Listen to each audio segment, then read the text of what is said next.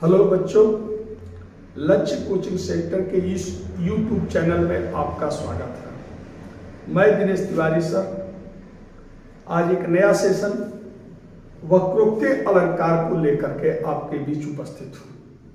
तो आज हम लोग वक्रोक्ति अलंकार के बारे में पढ़ेंगे। इसके पहले हम लोगों ने अलंकार के बारे में पढ़ा था कि काव्य की शोभा बढ़ाने वाले तत्वों को अलंकार कहा जाता है, और उसमें मैंने बताया था आप लोग को कि अलंकार दो प्रकार के होते हैं, शब्दालंकार और अर्थालंकार। हम लोग शब्दालंकार में पढ़ लिया था आपका अनुप्रास अलंकार, यमक अलंकार और श्लेष अलंकार हम लोगों ने पढ़ लिया था। अलंकार का चौथा भेद है, शब्दालंकार का चौथा भेद है वक्रोक्ति अलंकार। तो हम लोग आज वक्रोक्ति अलंकार के बारे में पढ़ेंगे। वक्रोक्ति का अर्थ होता है, यानी वक्रोक्ति शब्द दो शब्दों से बना है, वक्र और उक्ति।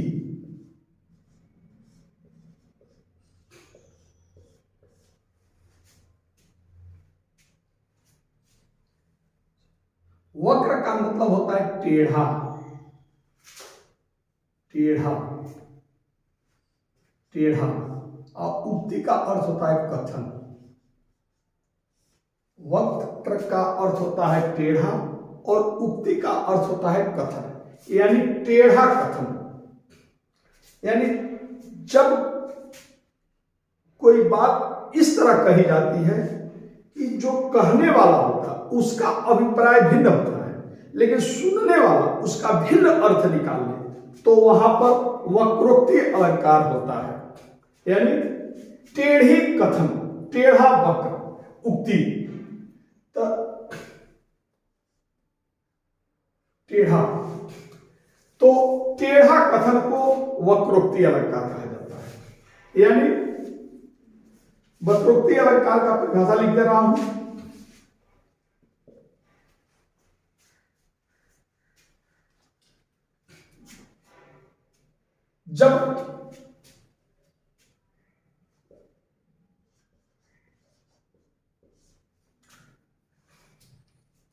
जब कोई बात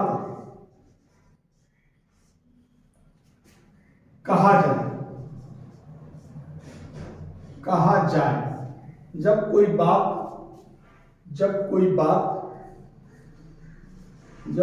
बात कही जाए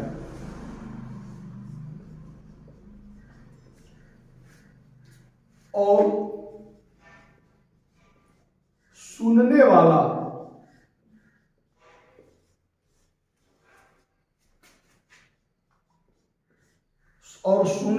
भिन्न अर्थ, उसका भिन्न अर्थ निकाल ले, उसका भिन्न अर्थ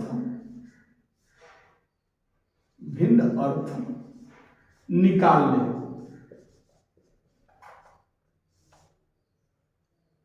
भिन्न अर्थ निकाल ले, तो वहां पर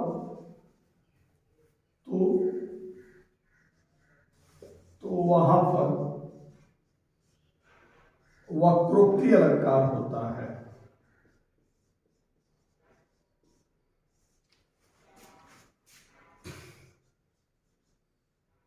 अलंकार होता है, ठीक।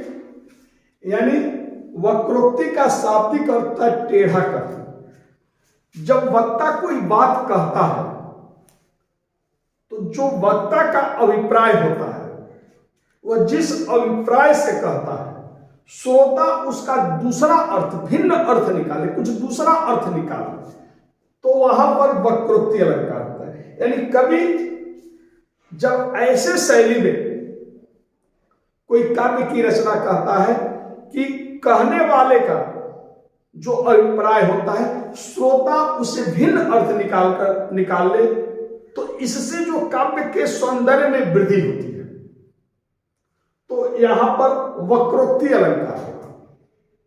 यानी कभी ऐसे शैली में काव्य की रचना करता है कि जो कहने वाला है उसके भिन्न उससे भिन्न अर्थ निकाला, उससे भिन्न अर्थ श्रोता निकाल ले और इस तरह का व्यंजित हो काव्य में, तो इससे भी एक सौंदर्य का सृजन होता है और वहां पर वक्रोक्ति अलंकार। जैसे एक कविता है कि पूत सपूत,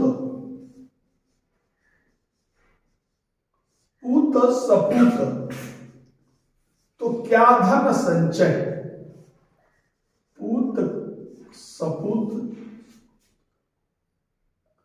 तो क्या धन संचय, और पूत कपूत तो क्या धन संचय।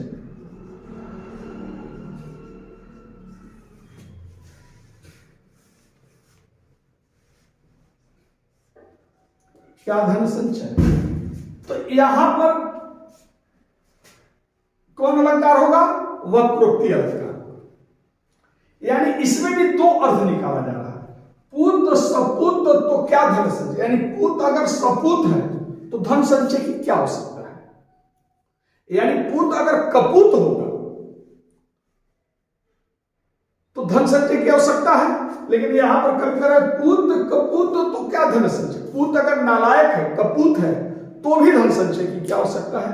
तो यहां पर वक्रोक्ति अलंकार, हालांकि हम इसको लाटानुप्रास अलंकार में भी पढ़ाए थे, क्योंकि जो ऊपर का वाक्य है वही नीचे वाक्य में फिर वही नीचे का वाक्य लगेगा, तो इसमें लाटानुप्रास भी होगा और इसमें वक्रोक्ति भी होगा, यानी दोनों तरह से एक ही अर्थ निकल रहा है। अगर पूत सपूत है तो धन संचय की क्या आवश्यकता है, यानी कपूत होगा तो धन संचय की आवश्यकता होगी। लेकिन कह रहा है कि कपूत यदि कपूत भी है तो भी धन संचय की, यानी कहने धन संचय को, यानी यहां पर वक्रोक्ति अलंकार होगा, यानी वक्रोक्ति कहने के तरीके से जब भिन्न अर्थ निकाल लिया जाए तो वहां वक्रोक्ति अलंकार होता है। ठीक, या इसी तरह एक दूसरा उदाहरण देख लीजिए। एक कबूतर देख हाथ में, एक कबूतर देख हाथ में, कबूतर देख हाथ में, एक कबूतर देख हाथ में पूछा कहां अपर है, एक कबूतर देख हाथ में पूछा कहां अपर है, कहां अपर है।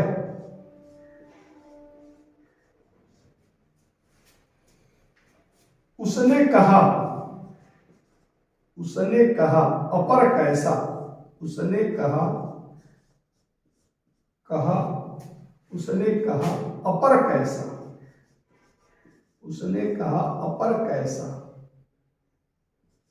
कैसा, उसने कहा अपर कैसा, वह तो उड़ गया, उड़ गया सपर है।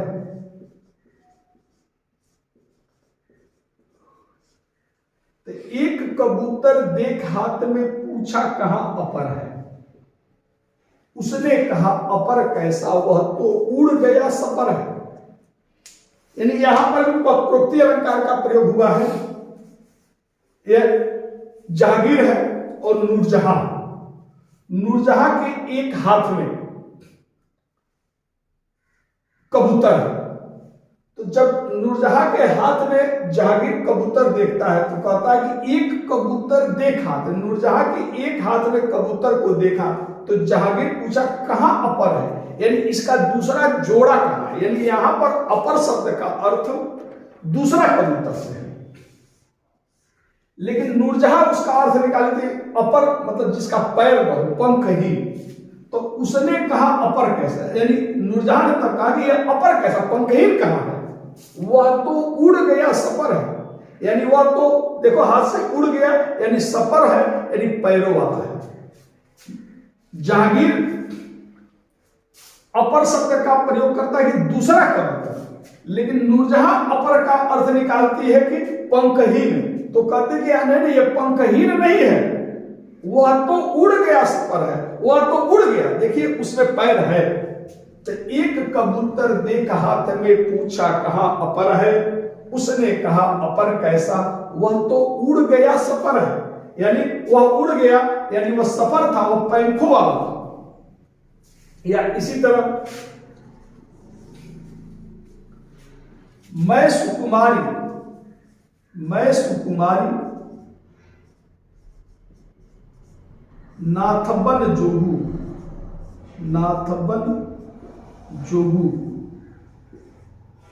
मैं सुकुमारी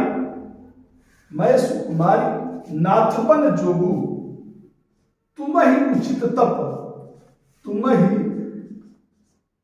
तप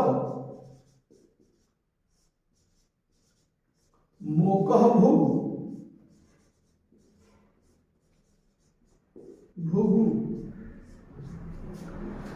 मैं सुकुमारी नाथबन जोगू, तुम ही उचित तप मोकह भोगू।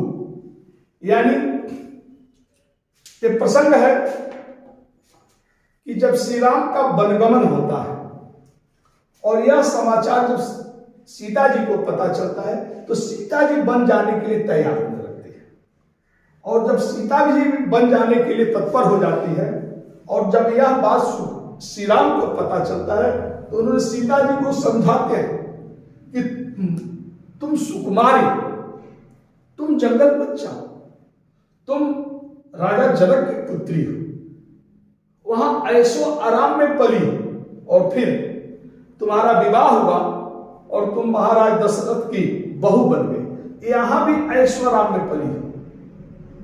यानी तुम्हारा शरीर सुकुमार है और जंगल में नाना प्रकार के विघ्न, नाना प्रकार के कष्ट होता है, इसलिए तुम जंगल में नहीं जा रह पाओगी। तो श्री राम सीता जी को सुकुमारी शब्द का प्रयोग करते हैं कि तुम सुकुमार यानी जंगल में जाने के योग्य नहीं हो। तो वो कहते हैं तुम सुकुमारी हो, तुम जंगल में जाने के योग्य। लेकिन सीता जी क्या अर्थ निकल करती है कि मैं सुकुमार, यानी मैं तो सुकुमारी हूं, नाथबन जोगी, लेकिन क्या आप जंगल जाने के योग्य हो? तुम ही उचित तप मौका भोगो, तुम्हारा आपका इस समय इस उम्र में जंगल में जाकर क्या तपस्या करना उचित है? तुम ही उचित तप, यानी आपके लिए क्या जंगल में इस उम्र में तपस्या करना उचित है? अगर आपको इस उम्र में जंगल में जाकर तपस्या करना उचित, तो क्या मुझे घर पर रहकर ऐशो आराम करना उचित होगा? यानी जिस सुकुमारी शब्द का प्रयोग श्री राम सीता जी को जंगल में रोक न जाने के लिए प्रयोग करते हैं, उसी सुकुमारी शब्द का प्रयोग सीता जी जंगल में जाने के लिए अपना सबसे बड़ा कारण बता देती है। वो कहते हैं कि अगर मैं सुकुमार हूं तो आप भी सुकुमार हो, मैं भी जंगल में जाने के योग्य नहीं हूं तो आप भी जंगल जाने के योग्य। लेकिन जिस तरह इस समय माता पिता का वरदान को मानने के लिए, वचन को पूरा करने के आप खुशी खुशी जंगल जा रहे हैं क्योंकि इस समय आपका यही धर्म है, वैसा ही मैं भी आपकी पत्नी हूं और मुझे भी आपके साथ जंगल में रहना ही उचित होगा। इस समय मुझे राजभवन में रहना मेरे लिए उचित नहीं। यानी जो धर्म आपको जंगल जाने के लिए तत्पर कर रहा है वही धर्म मुझे भी जंगल जाने के लिए तत्पर कर रहा है। तो यहां पर भी आपका क्या होगा? वक्रोक्ति अलंकार होगा। या एक और उदाहरण देख लें। कौन द्वार पर, कौन द्वार पर, कौन द्वार पर, राधे मैं हरि,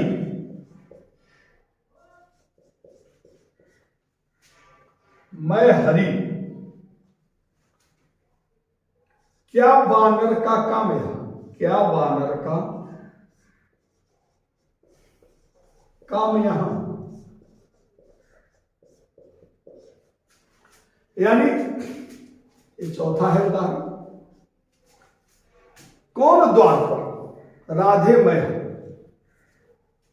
तो राधिका जी पूछती है कि द्वार पर कौन खड़ा है? तो भगवान कृष्ण कहते कि मैं हरि हूं, मैं कृष्ण हूं। तो हरि का एक अर्थ होता है बानर। तो राधिका जी जो है वह जब ये कहते हैं कि मैं हरि, तो कहते हैं तुम बानर हो, तो क्या बानर का काम है? तो यहां बानरों की क्या काम है? तुम जाओ जंगल में। ठीक, यानी वो भगवान कृष्ण अपने को हरि बताते हैं, यानी वो कृष्ण बताते हैं, लेकिन राधिका जी उसका अर्थ बानर निकाल लेती है और वो कहते हैं क्या बानर का काम है, या बानर की क्या आवश्यकता है। ठीक, तो यहां पर भी आपका वक्रोक्ति अलंकार हो गया। या इसी तरह एक और है, कौन तुम, कौन तुम, मैं घनश्याम। कौन तुम, मैं घनश्याम, मैं घनश्याम। कौन तुम, मैं घनश्याम। तो बरसों कित जाए, तो बरसों कित जाए। ठीक, तो यहां पर कौन तुम, जैसे यहां पर भी भगवान कृष्ण और राधिका जी का वर्णन है। वो जाते हैं और फाटक बंद है और वो क्या करते हैं, नॉक करते हैं, फाटक को खटखटाते हैं। तो अंदर से राधिका जी पूछती हैं या रुक्मिणी जी पूछती हैं, कौन तुम, कौन हो तुम? तो ये कहते हैं कि मैं घनश्याम, मैं कृष्ण हूं, फाटक खोलो। यानी यहां पर भगवान कृष्ण अपने को बताते हैं घनश्याम, लेकिन उधर से रुक्मिणी जी कहते हैं कि घनश्याम तुम काले बादल, वो काला बादल इसका अर्थ निकाल लेती है, तुम काले बादल हो। तो यहां पर क्या क्यों आए हो, जाकर कहीं वर्षा करो। यानी इस कविता में भगवान कृष्ण अपने को घनश्याम कहते हैं कि मैं तुम्हारा कृष्ण हूं, मैं घनश्याम हूं, फाटक खोलो। तो वो अर्थ निकाल लेती है काला बादल और कहते हैं कि यहां बादल की आवश्यकता नहीं है, तुम जाकर जंगल में कहीं वर्षा करो, तुम्हारा यहां पर क्या आवश्यकता है। यानी वक्रोक्ति में जब कहा कुछ जाता है, लेकिन जब उसका अर्थ कुछ और निकाल लिया जाता है, टेढ़ा कर, यानी ऐसे शैली में कोई बात कही जाती है कि उसका एक दूसरा अर्थ निकाल लिया जाता है, तो ऐसे में वक्रोक्ति अलंकार होता है। तो जब कहने वाला का अभिप्राय कुछ होता है और सुनने वाला कुछ दूसरा अभिप्राय निकाल लेता है, या जो कहा जाता है उससे भिन्न अर्थ निकाल लिया जाता है, तो वहां पर वक्रोक्ति अलंकार होता है। ठीक, तो देख रहे हैं पुत्र सपूत, तो यहां पर भी सपूत है तो धन संचय की आवश्यकता नहीं, तो कपूत में तो आवश्यकता है, लेकिन कपूत है तो धन संचय की क्या आवश्यकता है, वो तो जितना भी धन रहेगा सब लुटा देगा। यानी दोनों में एक ही अर्थ निकाला जा रहा है। तो जब कहने के अभिप्राय कुछ होता है, उसका एक भिन्न अर्थ निकाल लिया जाता है, दूसरा अर्थ निकाल लिया जाता है, ऐसे शैली में कविता रची जाती है, तो वहां पर होता है वक्रोक्ति अलंकार। ओके, धन्यवाद। हाँ, तो अगर वीडियो आप लोग को अच्छा लगा तो इसको लाइक और सब्सक्राइब जरूर करिएगा, और अपना विचार कमेंट में भी लिखिएगा कि अगर वीडियो अच्छा लगा तो यस, या वीडियो के बाद अगर कोई कमी भी होगा तो उस कमी को भी जरूर लिखिएगा। ओके, धन्यवाद।